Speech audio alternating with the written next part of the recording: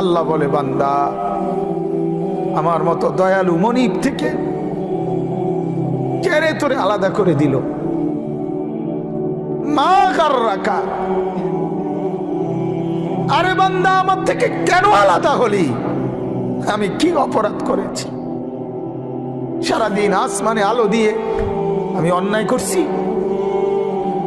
আজ আবার রাতের বেলা ঘুমের পরিবেশের জন্য অন্ধকার করে দিয়ে আমি অপরাধ করছি?